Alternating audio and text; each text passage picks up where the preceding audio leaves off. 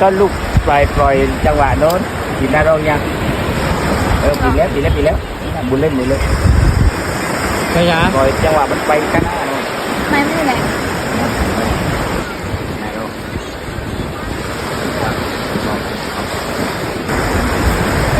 หน้าไหนนะหน้าเราก่อนฟังเบาๆกินหน้าเรา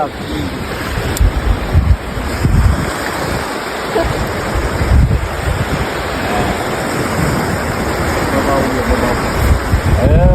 ดีขึ้นนั่นแหละ